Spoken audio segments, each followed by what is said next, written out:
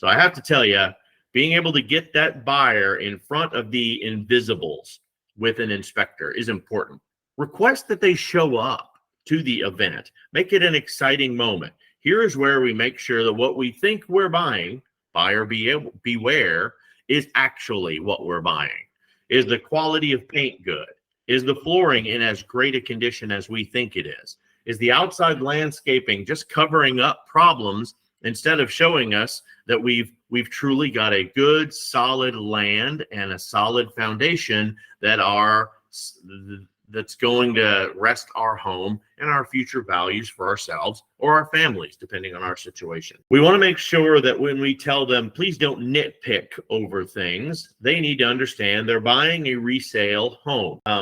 Even if they're buying a new house, they want to be careful to make sure everything is perfect. But when you're buying a resale property, there are traditional wear and tears that are expected in a house that you're going to need to overlook. These are simply things that you cannot expect the listing agent or the seller to have fixed before you move in. Sorry, but if there's a small stain on the carpet, chances are that small stain's going to be there when you buy the house. These are all things you want to tell them. What you want to concentrate on, however, repairs that were beyond the budget or beyond the experience of the owner to keep things up and running the way it's supposed to, right? They're selling us a piece of property that should be functioning properly, at least to its age. And I mean, open the windows, flush the toilets, run the sinks, run the shower. Yes, like it or not, shower head is a part of it. Just because a shower's turned on, if the shower head's a problem, that's a very fair and an inexpensive request. But major items like we have a roof leak, we have an air conditioning issue, we have a foundation or a structural problem, that hole in that wall is not going to be there when I close on this house. These are all adequate things to do. Don't fill up a list and make it look like you want every little thing repaired in a home before you buy it. Or worse, if you want renovations done before you move in. I want the bathroom or the kitchen upgraded. That's certainly not a position you want your buyer to ever think that they're in. It will absolutely get your contract canceled and put you in a situation where you're not looking like the best realtor to be in this transaction either. If they still have some outlier repairs that they are insistent on, make it a negotiating principle. Let's make sure to talk to both sides of the table and make sure there's some understanding of why these requests are being made. There may be an additional allergy of one of the people, or there may be a handicap situation that they are requesting, that maybe there are some additional handicap accessories added to the home to make things more acceptable for them. If the offer is strong, this shouldn't be a problem to negotiate with the sellers. Or maybe they'll just give you a contingency or a concession towards closing so that you can make the home more adequate. People don't have a problem going out of their way to make a sale happen, but make sure it makes sense to you. If it doesn't make sense to you as an agent, it will never make sense to the buyer or the seller. They're running off of a passion or something that they're just excited about. They're not running off of, you do 100 transactions a year. You kind of get to the impression of understanding how things are going to go and how things are going to win and lose. So be careful about things like the door doesn't swing quite the way I want it. The closet doesn't close exactly perfectly. Those are things that are going to be general wear and tear, and we just want to be sensitive to it. So inspection's a big one, but let's talk about the financing contingency. If a buyer can offer all cash, go crazy, but not everybody is in this situation. And probably now more than ever with a tighter economy, they're going to be a lot more hesitant to go in as a cash buyer unless they're an investor. In this case, you want to make absolutely sure that they've got updated pre-approval letters that prove that instead of from a lender, that they've got the cash capability of being able to complete the transaction. Just a few tips for how you soften a financing contingency. You need to encourage that a buyer get a checklist from a lender beforehand. Everything that they need to do to move through underwriting quickly. Every single lender is different. Don't fool yourself. They all have their own set of guidelines that they are running the gambit through to be able to get the most successful amount of approvers. Most of these lenders aren't servicing loans themselves. So they want to make sure they are packaged appropriately and they are all hitting a guideline so that they are considered vetted paper before they try to sell them in a pool with a whole bunch of loans together. So believe me, they're not picking on yours. They're making sure that your deal fits perfectly into that next sale and pool of loans that they're going to vet out. You want to ensure that underwriting quickly receives anything that they ask once our offer is accepted.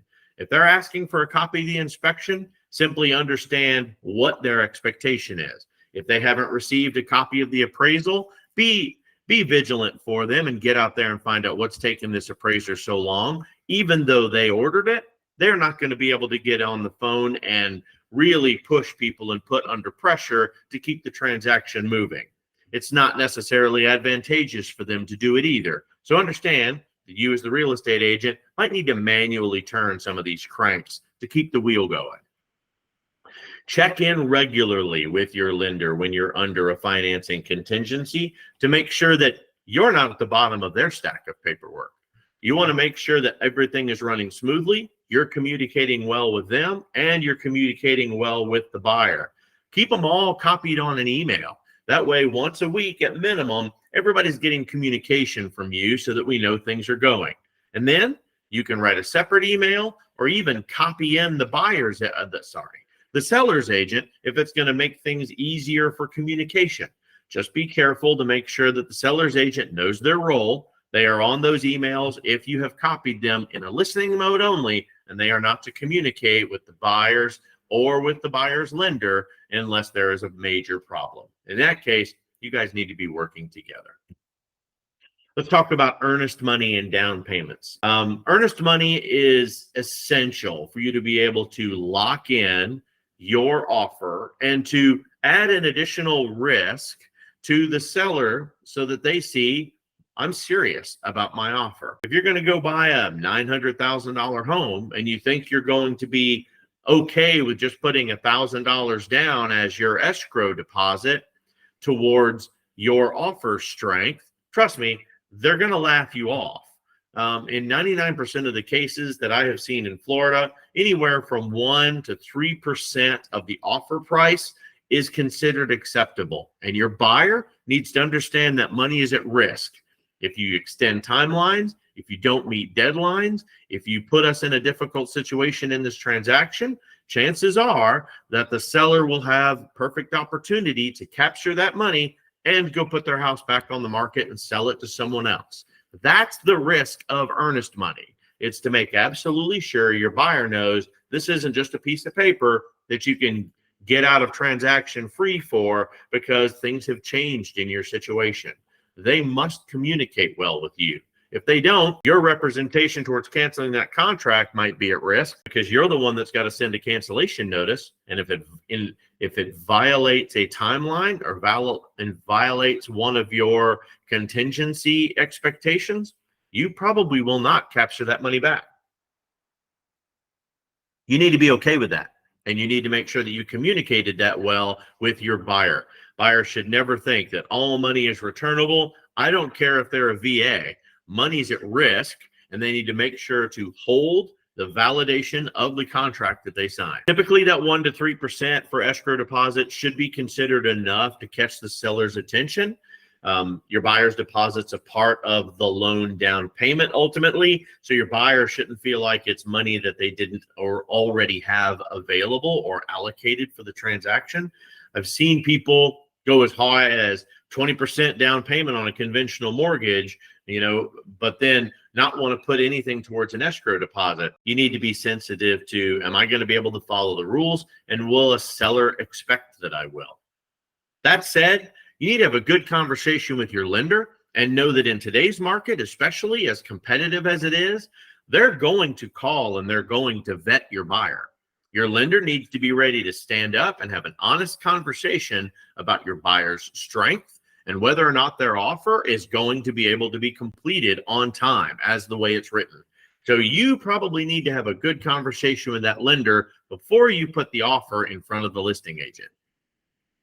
Now let's talk about appraisal waivers. There are cases where lenders will offer a waiver if a property recently had some type of appraisal already, or if the buyers are putting down a significant sum of cash.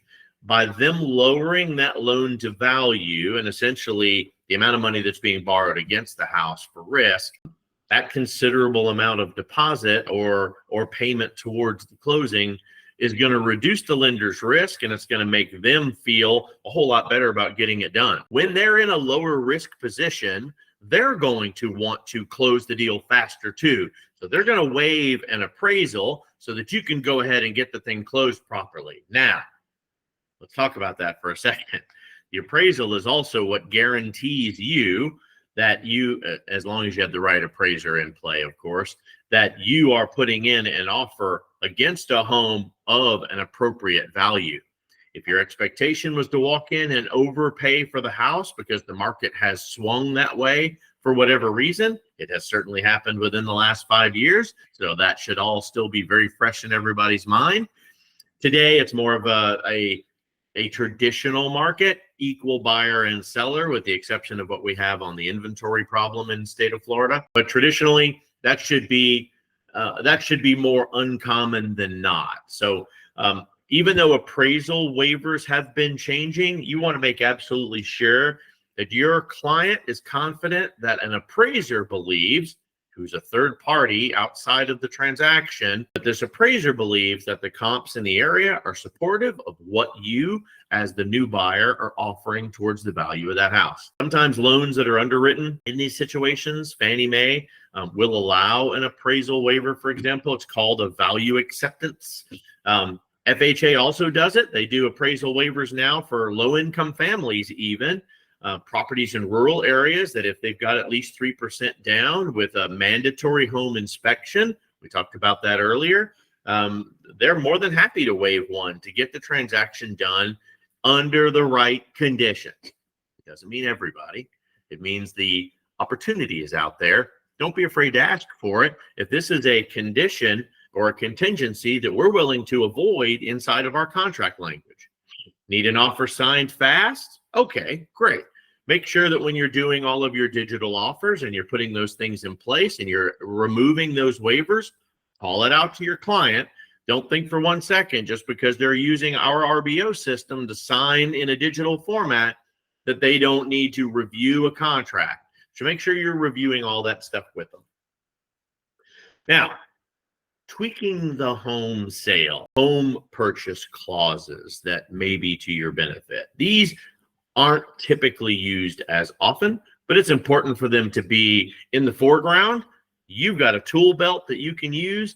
You've got a golf bag that you've got full of great clubs to get the right shots, to get the ball in the hole and the contract signed faster.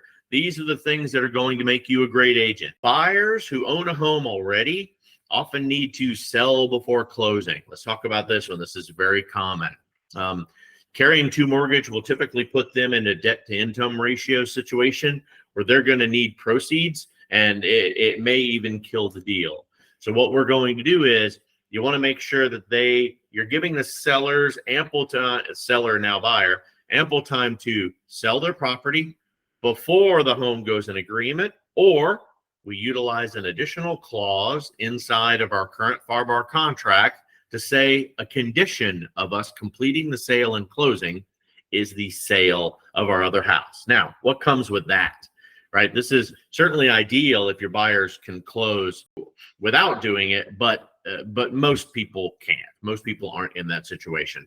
So if they're willing to share all of the information about their sale, the other property that they need to sell is currently on the market. It has a lot of activity. That agent may need to get involved with you as the buyer's agent to make absolutely sure that the house is getting plenty of action, that it looks like you're getting offers, that it will sell within X amount of time in the area that it's